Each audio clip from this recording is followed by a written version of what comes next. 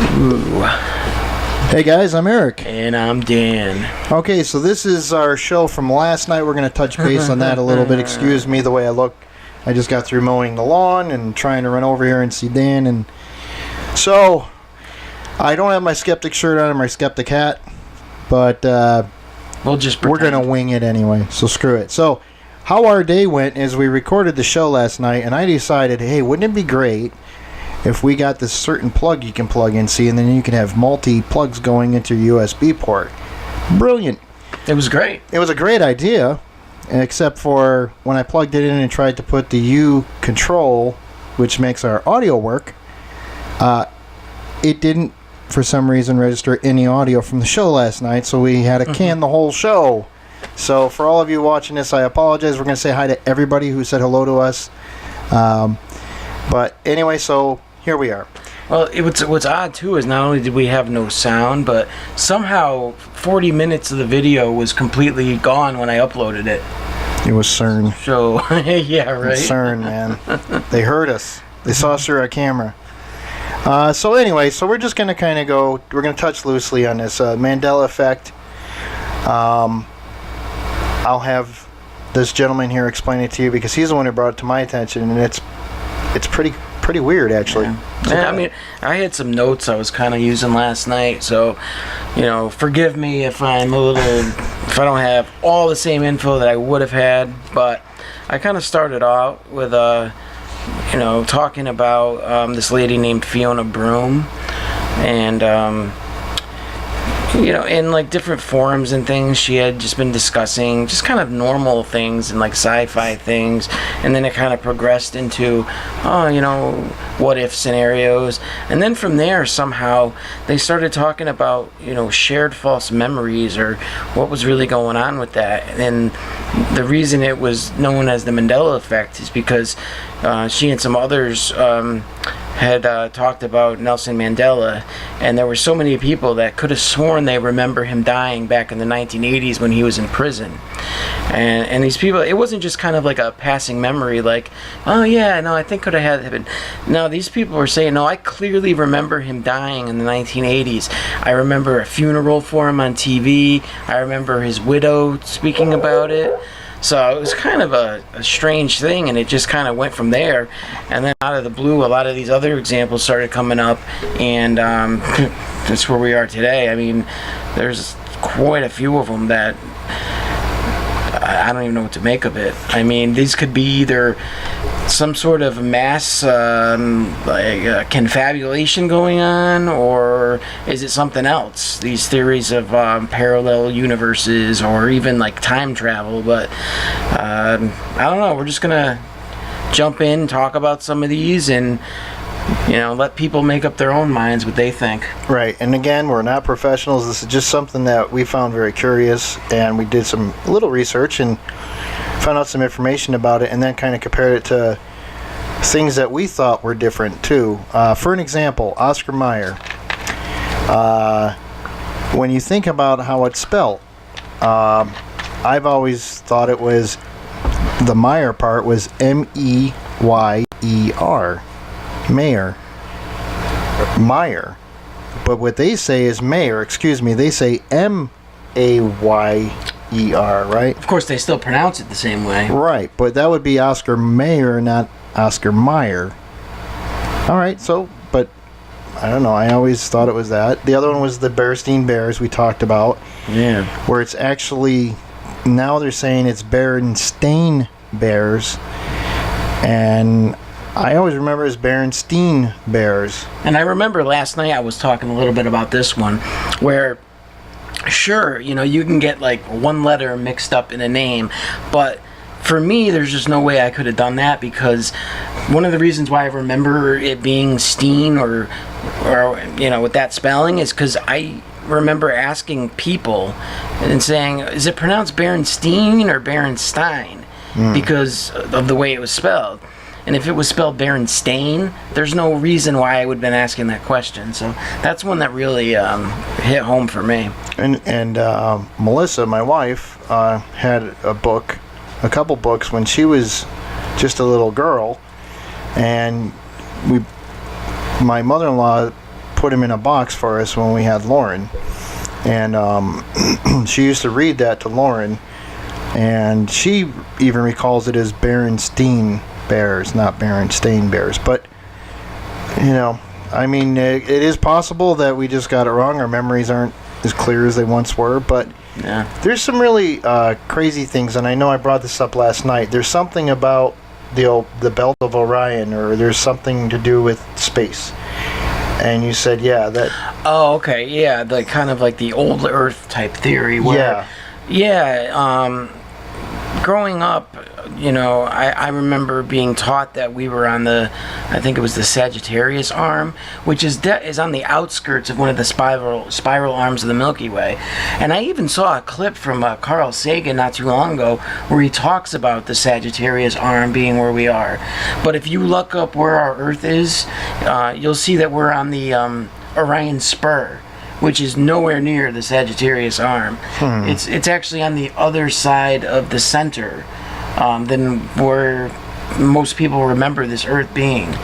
And well, let's face it, if Carl Sagan says it's a certain place, I would probably put my money on that. yeah, I would but think again, anyway, right? What's so weird about it is, I mean, even with a lot of these, you know, so-called Mandela effects that really hold true for some people, there's many others that don't remember it that way. Yeah. And if you buy into this fact that maybe it has something to do with timelines merging, someone that's here on this timeline could have been here the whole time, whereas someone else might have been shifted from an alternate timeline. That's one of the big theories that goes on in this, is that there's timeline shifting going on.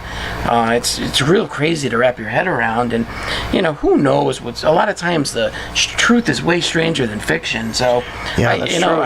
I don't even know what to make of it. But like I said, we're gonna throw out some different examples. Maybe some will resonate with the people out there, and we'd love to hear any kind of theories anyone has on it. Whether you think it is just everyone having bad memory, which sure, I guess that's a possibility, but as you'll hear with some of these examples tonight, you'll probably question that a little bit yourself. Yeah. Well, the first one, let's start off with, was Sally Fields, or Sally Field. Growing up, I always said Sally Fields. Shoot, Sally Fields and you know, Burt Reynolds were in Smokey and the Bandit, one of my all-time favorite movies. But I must have gotten it wrong because it's Sally Field. The other one was when she accepted an award, and I'm not sure if it was for... I'm not sure what it was for, but it was an award. And one of her slogans that was said, and everybody has used it forever, was, "You like me, you really, really like me," is what everybody thinks she said at this award ceremony. And it turned out it wasn't. It was actually, what is it? You like me right now. You really like me. You like me right now. You really, really like me. And we talked about how a lot of things have parodied that. Yeah, and it's always been, which it might have been taken out of context so they wouldn't get in trouble for it, but I vaguely remember that award ceremony because back then my family was big into, there wasn't much on TV. So back then you kind of watched what was on, and my family would always watch the award ceremonies because it was kind of neat to see the actors kind of in their own skin versus playing this part. And I do remember that, but I always remember it as "You like me, you really, really like me," or something like that. So that was another one. Oh my God, I'm Well, you brought up the what was the first thing you brought up just before? I'm already, my brain's already going. Yeah. What was the first? It's been a long couple days for us, so you have to. You know, what was the first example you gave? Oscar Mayer. Okay, yes. So, a lot of these fit into some general categories, and one of them has to do with names or logos changing. People remember it one way, but it's really another way. There is a list of hundreds of different, names and logos that people look at, and I don't remember it being that way. Like J.C. Penney being one where, it's spelled P-E-N-N-E-Y, but people could swear that there was no E at the end. I always thought it was P-E-N-N-Y-S, J.C. Penney's. Oh, yeah. That's another example. But listen, I'm not the brilliant the most brilliant person around. I'm not the sharpest tool in the shed half the time, so who the hell knows? I mean, you look at something, you look at the logo, or yeah, that's the store I want to go to, and you just... Sometimes I call Kmart Walmart, Walmart Kmart, so I get them all screwed up. So my wife will be laughing right now. But, you know, it's weird because, again, like I said last night, as I get older, I'm not as smart as I once thought I was. You know, it seems like there's so much that either I imagined wrong or my memory's just not good enough, which, you know, for people who know me personally, you know that's probably true anyway. But it seems like everybody's going through these, like, brain melts. It's just like all of a sudden everything just doesn't really make sense, or I don't remember it that way. Do you remember it that way? You know, I mean, there's little things, but there is some correlation. I did bring up many times last night, which I won't do today, about with the D-Wave quantum computer. That's right. And we were just touching base how one of the actual, I guess, lectures or description videos you can find on YouTube, you know, is the guy who actually was part of the team that built the very first quantum computer in British Columbia. And he was talking that in 2012, these computers were released already. UCLA has one, I believe it was, and then NASA has had one, if they're, who knows. But what they were saying is that was in 2012. Now, this computer was first built in 2007. And he said, how did he put it? For every year that this computer is around, they develop more and more, I guess, forms of memory, right? Qubits? Qubits. But he also said that it was something like... It had like an exponential rate of 500 that's what I mean. Year. Yeah, each year. Now, 2007 was when the first one was built, but commercially, 2012 was the first. Were the first two series of computers that they actually sent out in the world, and one that landed there. Now, what he said was 2 times 500th power or whatever. What Dan just said. Now that means that this thing is already more intelligent and more powerful by probably 1,000,000 times now, I would think, right? 1,000,000 times faster and stronger. We could do out the math, but I mean, the numbers would get huge really quick. And they said the reason why they were doing this was to try to find missing pieces and information that are floating around somewhere, and this computer will be able to find it, diagnose it, and pull the information in somehow. And their goal to do, one of the guys who created this, his goal to do is to make intelligent, I guess, androids, robots, or something that could do the jobs of pretty much everything we do now better. Yeah, and which would put a lot of people out of jobs. Yeah, and it's kind of scary because it makes you think of fiction. You know, like, okay, these things get better than us. What are we going to do? They're just going to turn into a bunch of blobs that are kind of slaves to the friggin' computers or whatever. I mean,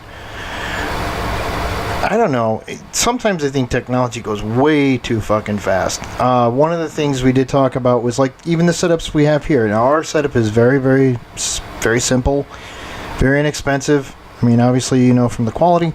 But what we're saying is you can get up and at least have your voice put across the digital airwaves, if you will, or through YouTube or whatever mode you're using, and you know, for under $200. Now, just 20 years ago, when this was barely even a blister of happening, because I remember when the internet came out. That's how old I am. And I remember it used to take like a half an hour to download a picture. And it was just like, oh my God, this is so amazing. And today it's like, geez, if that thing doesn't download in a second, you're pissed off now, you know? I remember when we first, got a nice, we had a gateway computer back when it was the shit. Gateways were the shit, right? Absolutely. And everybody wanted a gateway. This was when you had dial-up connections, and we actually had like this book that someone gave us that had a list of websites, so that way you didn't have to waste some of your time, like searching for the websites. That's how precious the time was. That's how bad it was. Yeah, and I remember, like, at that time we had our first computer, and I think it was a Packard Hell, and it was only like 32 megahertz.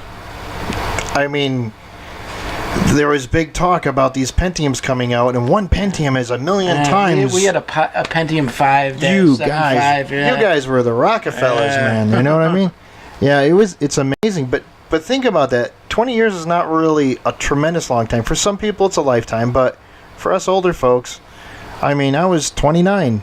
I mean, we were just probably, 29. We got married. I got married at 24 or 25 or something like that. Somewhere around there. So, I mean, you do the math. So within 20 years, what's it going to be like from 20 years from this point?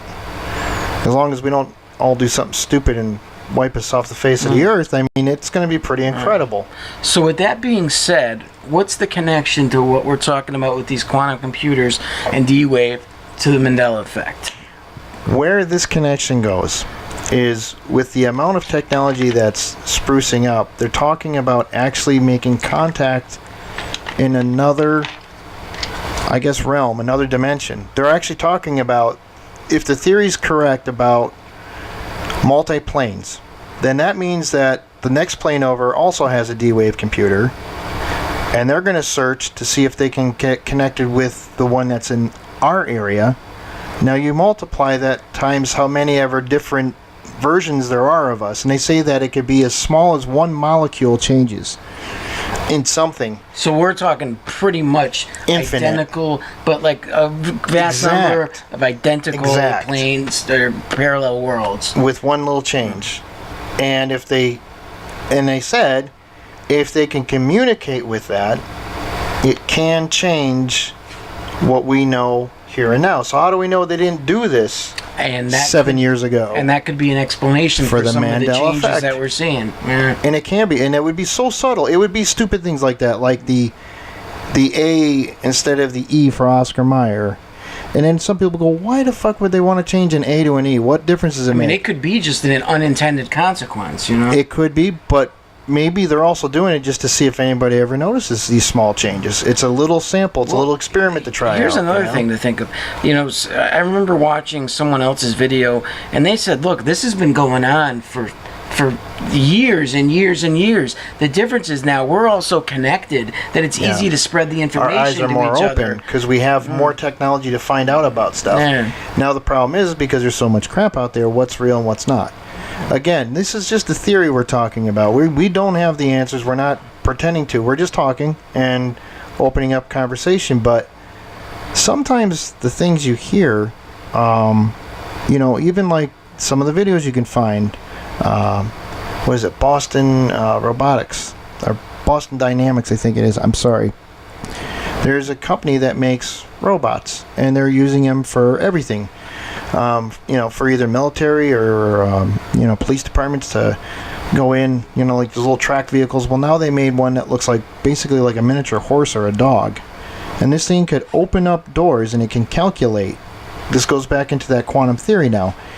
What they're talking about is having a computer that will weigh out the choices of what and what percentage would be a success rate for whatever it's doing. So it's not longer just showing you, like, you're programming it in. Okay, we want you to open a door, turn left, and have that pattern set into this computer forever. So you're talking about like binary code? Binary code. They're talking about this thing getting... But you get the extra option to exponentially increase the amount of... What you get to do is, by using this, the computer will correct and start eliminating the things that don't work and just keep in the solutions that do work, so it actually starts to almost learn, because it forgets about the stuff that's not prevalent to what it wants to do, its task. So that means if it says, well, this door in this area turns and unlocks easier turning to the left, it's going to not only do that for that door, but it's going to try that on every door until it figures out what doors work best with the solution. And eventually, how do we know it doesn't pick locks? How do we know it doesn't... Do you know what I mean? These things are getting so intelligent. I've got to do some more research on that, because it's that kind of it's science creepy. And mathematics stuff is like way over my head. I'd like to think of myself as a fairly intelligent person. You are very intelligent. But I know when something's above my pay grade. there's certain things that come to me easier. That comes to me easier than opening my mind for other things like the parallel universes. It takes me time to learn about it to make me feel comfortable enough to say, okay, now let me weigh this out. But just from when you started talking to me about some of this stuff, and as crazy as some people think it sounds, and it does sound batshit crazy, you know, but we also chase shadows in the dark. So I mean, you know, and people would say we're full of shit for that too. You know what? In their eyes, we probably are, but we're finding answers that we have questions to. So, you know, the other thing too is just what's happening in a short period of time. Time travel. I mean, people say, you know, Einstein proved that it is possible. But how do we know they haven't already? How do we know that didn't start a chain reaction? Well, I was just going to say that too. I mean, the time travel can be kind of, you know, lumped another in dimension with the multiverse and Mandela Effect, because, you know, a lot of theorists say that if you were to time travel, you would have to time travel to a parallel universe to avoid the grandfather paradox. Right. Where, if you're not familiar with the grandfather paradox, that would be, you know, you go back in time to before, you know, even your father was born, and then you kill your grandfather. But that sets up a paradox, because if your grandfather was killed before he had your father, there's no way you could be conceived, and then you couldn't have gone back to kill him to begin with. So you see, you've got a paradox there. It's not possible. Right. So right. For those that, you know, think that time travel is a real thing, they say for you to go back, you have to go on a separate timeline, so that way you can't change anything. Another theory would be, if you do go back, you can't interact with the past. You can You're only just kind of visual. You can just observe it. Yeah. So, you know, those are a couple interesting thoughts to put out there. I mean, science, you know, in the laws of physics, it is built in that time travel is possible. It's a lot easier to explain time travel to the future. It's much harder to try to do it in the past. Yeah. You know, because of the theory of relativity. You know, say you sped away from this planet. In fact, I'll use the twins like experiment. Oh, I remember that. You have two twins. Yep. And one stays on Earth, and the other gets in a spaceship and heads off the planet going close to the speed of light. Now, as you move faster away from the Earth, time is going to slow down for you. Right. So when you come back to the Earth, you will find that the twin that had left came back being not much older, yet time passed much more fast for the person on Earth. So now you have twins that are no longer the same age. Right. One could be 70, one could be 16. Yeah. So interesting stuff. But that kind of goes into, as well as the alternate dimensions like we just talked about, which kind of feeds off from the Mandela Effect. It's kind of interwoven. Oh yeah, that's the point that we're trying to make. It's kind of creepy though. Now, listen, most of these things are theories. There hasn't been any real concrete proof, but you know, you think about that 20-year period like I talked about. Just 20 years ago, this wouldn't be possible. You know, and how do we know in 20 years everything we just said is going to be all old news? Everybody's going to be like, well, that's the way life is. The other thing you have to think about too is like these bigger companies and corporations that are doing scientific stuff and scientific experiments and whatnot, like with CERN, with what is it, the God? The Higgs boson particle. Yeah. The God particle. You think about how big this thing is, how much energy it takes to make this happen, and what if, just saying, what if something goes tragically fucking wrong there, and they open up something like a black hole or something? I mean, if all this stuff is possible, you know, through theory. First of all, who supplies these guys with the infinite amount of money that it takes to do this? Second of all, what good is it going to come to? I don't understand. Is this going to feed, you know, people that are starving? Is it going to cure cancer? Is it going to, you know, I mean, how? I understand they're trying to unlock the universe and the mysteries behind it, but at what cost? Point does it become dangerous? What cost? You know, and it's some of the stuff's pretty scary stuff, you know. But I think one of the big things too to remember is corporate is kind of like this. No matter what the little person wants to say, they're going to do whatever they want anyway. So there's not really much you can do to change unless you speak volumes. And in order to do that, then you get an uprising, and all that stuff's not good, and then people get hurt, and and usually it doesn't end well anyway.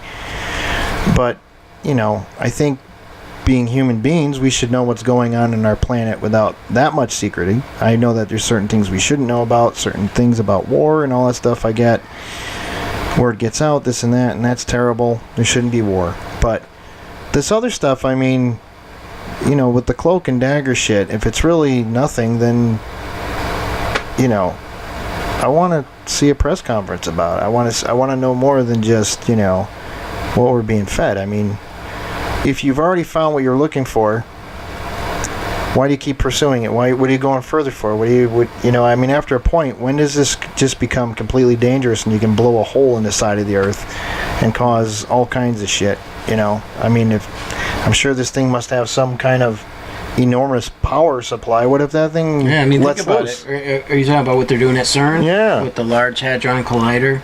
Yeah, I mean, this thing is miles long, and they're taking subatomic particles and smashing them together, you know? What I think they're trying to do is recreate the conditions of the Big Bang. You know, imagine if they screw up doing that. Yeah.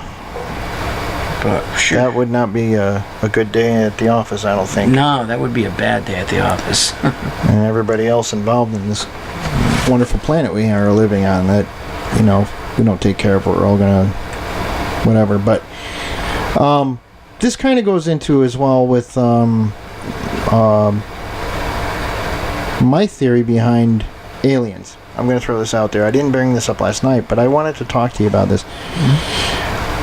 You know, I do believe that people do see things. I do believe that people do experience this stuff, and I do believe some of it's real. I do believe that there are cases where people have had probes taken out of them and they don't know what the hell they are or where they came from.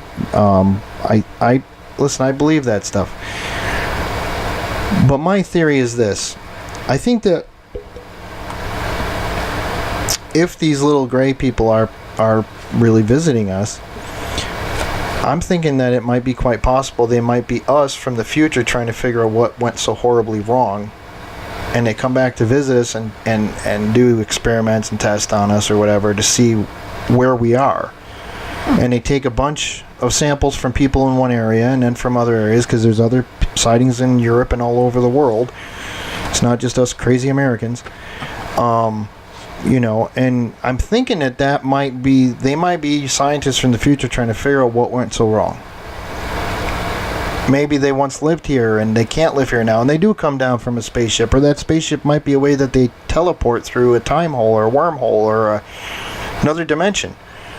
You know, and I mean, is that just as... I mean, that's just as crazy as thinking, you know, coming down from a foreign planet, which I definitely believe in, because I know we can't be the only planet with life. And most of the arguments against that is, how could they get here? Because according to our physics, you can't go faster than light. Well, then here's the thing. Maybe they are here. They're just here at another time period. That's what I was... And they're just coming back to figure out what's going on. Or maybe not even another time period. Maybe a parallel dimension. I like that. You know, so there's a lot of different thoughts, and no one's saying any of one of them is correct. No, it's just an idea. But I mean, that's my thought behind it. I mean, whether that's right or wrong, that and $1.50 will get you a cup of coffee in most places. But but I mean, I think that there could be some kind of connection with that, and that could be why the government has the men in black, because they don't want you to say anything, because, you know, it's part of maybe an agreement through some parts of the government to figure out how not to become that as well. So maybe that's why we don't know about so much of this stuff. Maybe they're trying to prevent something from happening. That's possible too. It may not be just that our government wants to hurt us and destroy us and that stuff. It could be they might be onto something or stumbled across something like in New Mexico and said, holy shit, we gotta fix this so we don't end up, you know. That could be possible too, but I don't know, you know. I just saw this thing again, and and it was the hieroglyphics in one of the tombs where I just saw it on another show where they were talking about it, and there was that helicopter, and you see a thing that looks like a tank, and you see this other thing that looks like I can't remember. There's another thing. There's a helicopter-looking thing. Absolutely a helicopter. There's no mistake in it. It's either a Black Hawk or that style, like a big helicopter. There's what looks like a tank, and then there was something else. But we're talking this stuff was BC, like 2,000 years BC, and they found this stuff on this wall. I'm trying to picture, is it just a great guesstimate? It just happens to look like that, but it really isn't. But then you start going, what the hell could it be? There's not an animal that looks like that. For civilization. Yeah, a lot of times when you see like a plane, it gets argued that, oh no, it's really a bird, Yeah. Well, this looks like a helicopter. Yeah, no, I've seen that. Yeah, it's even got the shape on the back tail wing. It's got the top wing. It's got the fuselage, and it's shaped just like a freaking helicopter. So, did they have flying machines back then? Did they have visions? Did they actually do some time traveling? Who knows? Here's something to think about. Or is it just dumb luck? How do we know that the rooms that we see as the pyramids are an alternate dimension of what they are now, and they're coming back to figure out what happened? Like I said, they're trying to figure out what happened.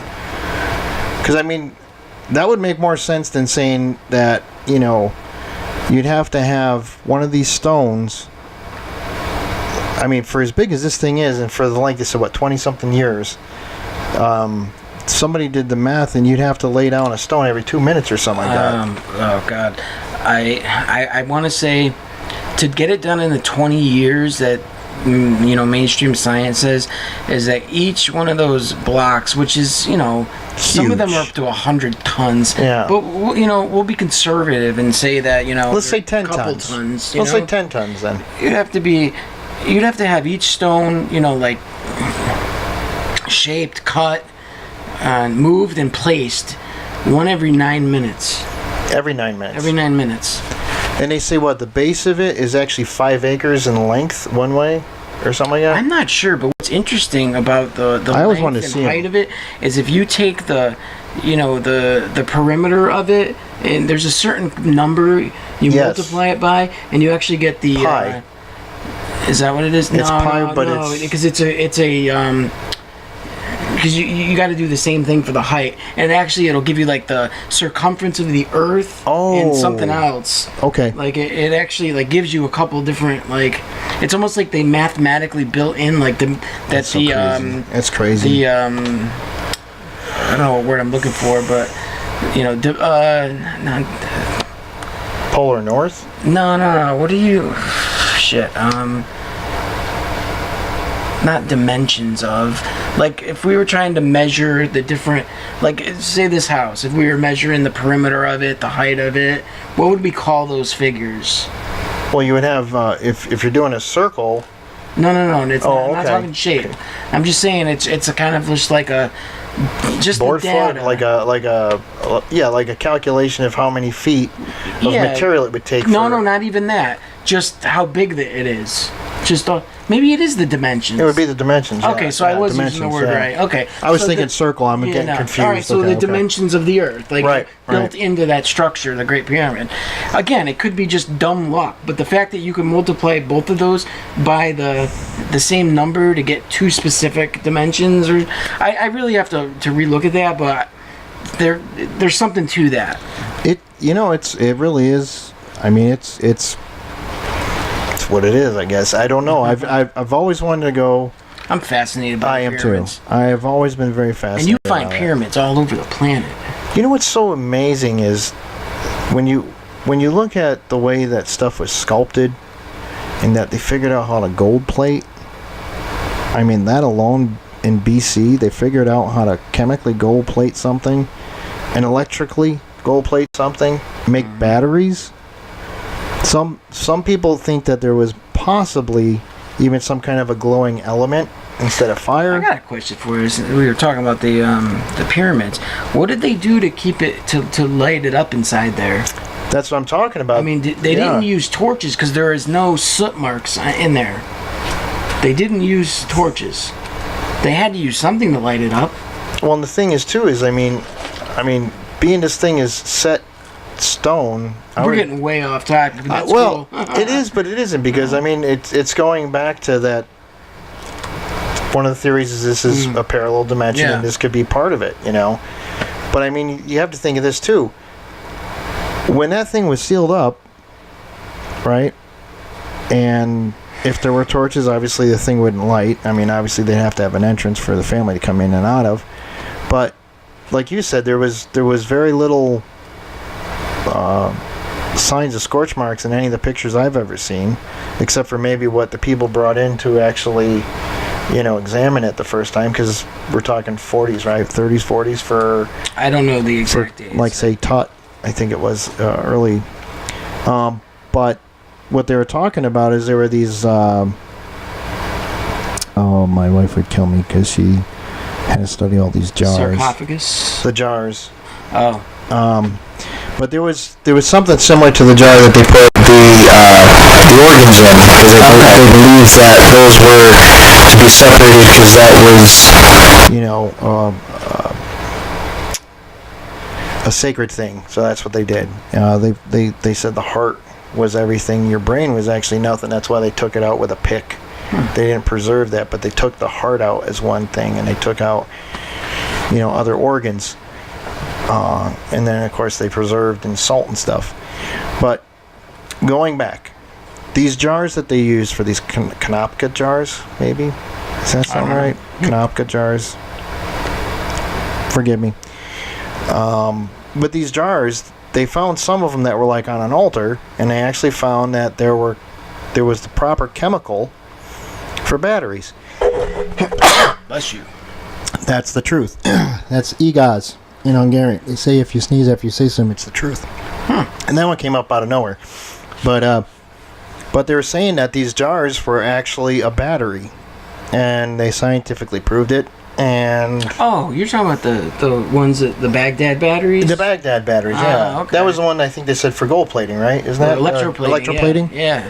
I mean, it's amazing. They think they were, they think that they were used to electroplate, you know, gold and jewelry and. How did they figure that out? Do you know what I mean? How do you stumble across something like that? Okay, let's do something to make electricity, and then, you know, I mean, it's different. I think what we know about ancient times is way off from the reality of it. I think so, and then maybe that's what this quantum computing and stuff will do. It'll bring these alternate dimensions and other time zones together and figure out stuff, but at what cost? You know, and I don't know that. When you first brought this theory to me, I was like, oh, well, you know, I didn't get it at first, and I was trying to think, and I started reading some of the stuff, and then, like you said, the Mandela Effect, I'm like, that's hand in hand. And then you talk about time travel, that's also hand in hand. You know, the government has tried experiments before that some have not really passed well. One of them was the Philadelphia experiment. Yeah, I was going to ask you. You're pretty well, you know quite a bit about the Philadelphia experiment, right? Yeah, that was actually supposed to be a cloaking device that was supposed to be used somewhere around World War II, and it was supposed to actually take radio waves and bend them so that, you know, like the stealth fighters and stuff we see today, that's why they're so odd shaped, because what they figured out is that certain pitches and certain bends, that radar would either swoop across it or it wouldn't be able to detect it because it's such an odd shape. It needs a flat surface to bounce off of to go back to the reflector unit, and then that's how they get an image, if you will, or whatever. And what they were trying to do is they were trying to find a way to disrupt this. But what they actually did is they turned the whole ship into a gigantic microwave. Oh. And they actually melted people in the deck, and there were deaths, and there were some horrible things that happened, and I got completely... Well, there was a couple of them. One of them is that... if there's a couple different stories, then that's bullshit then. Yeah, yeah, but one of the stories the government released is that it was some kind of a reaction that happened on the ship, and it caused a fire, and they downplayed everything.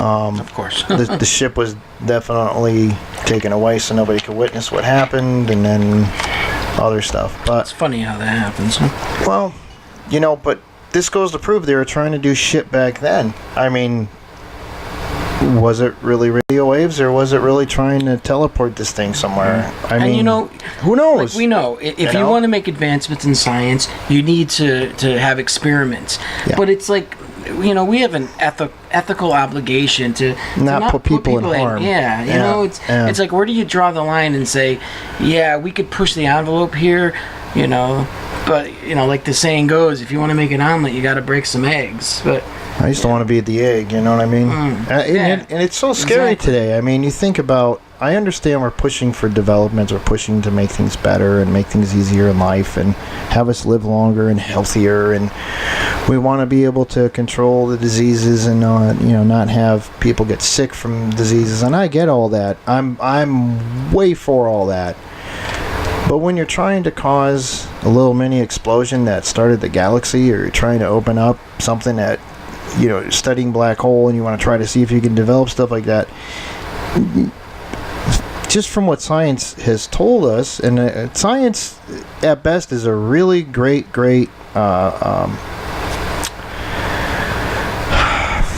I don't know how to really put it, but I mean, it's been proven, you know, so that's good. It's not just a plain opinion, but I mean, you know, the people who write the books, you know, there's a lot of stuff we don't know. I mean, we've already been proven that history's been wrong through years.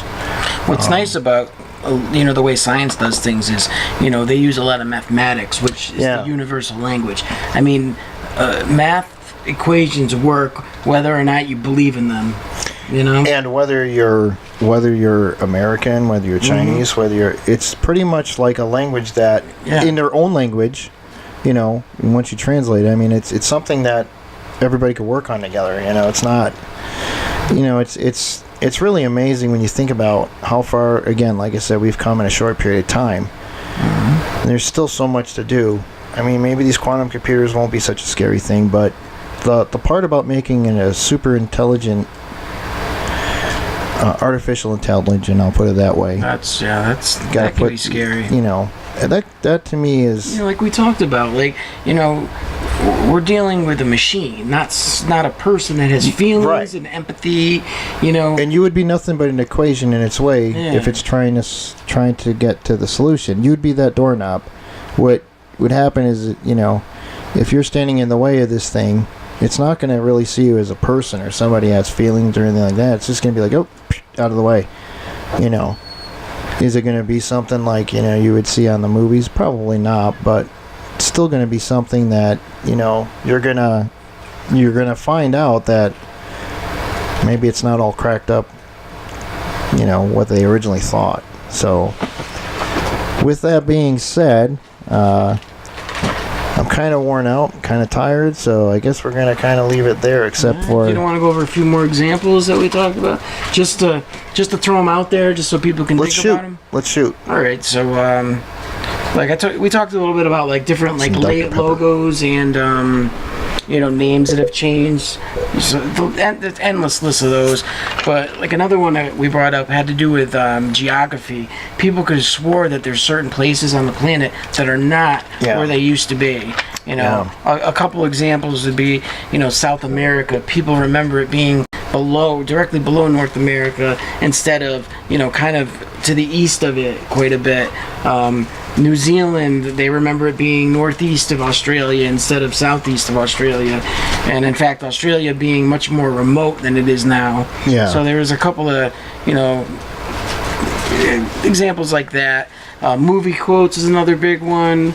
I forgot about the movie quotes. You know, Star Wars, you know. Let's go over a couple of those, because actually that's kind of, that might spark up your interest, because I forgot all about the movie quotes. Star Wars. Yeah, we talked about that one. About, you know, everyone remembers at the end of Empire Strikes Back when Darth Vader is, you know, about to tell Luke that he's his father, and Luke goes, you know, or Darth Vader says something like, Obi-Wan never told you about your father. Luke goes, he told me enough. He told me you killed him. And then the very next line is, what I thought was, Luke, I am your father. Or in actuality, he says, no, I am your father. Yeah. And people swear up and down that, no, he said Luke. And we talked a little bit all about the parodies say it, sure. Yeah, so, the parodies say it. James Earl Jones himself, when he was talking about this scene, he even quoted it that way. Yep. And there was another one, too. For me personally, I don't remember the Luke. But I think James Earl Jones would. Yeah. Pretty much. For me, it was always, Luke. No, I am your father. For me, it was always that way. Yeah. That's how it always was for me. Well, and here's the thing, too. You said something about C-3PO yesterday. Yeah, with the silver leg. That's right. And I'm trying to remember in my head, was he blown apart and they repair him and that's why he had a silver leg? But remember I said, no, that's not... even if that was the case, he still from the beginning had the silver leg. And I never saw that silver leg. Even I had the toys, it didn't... You look at the toys today, it has the silver leg. And you look to the original toys and it has the silver leg. That's weird. Yeah, just crazy stuff like that. Then it was the... life's like a box of chocolates. Life is like a box of chocolates, but the actual line is life was like a box of chocolates. So really small, minute little changes. Right. Yeah, that's a quote from Forrest Gump, of course. If any of you haven't seen it, it's a great movie. It's sad and happy, but yeah, I mean, listen. Like I said, nothing surprises me anymore. And that's kind of a shame. Things should still surprise you, but every time I pop on the news in the morning too, I'm like, geez, I don't remember stuff like that, You mentioned something about different celebrities dying. Oh yeah, Kirk Douglas. Yep.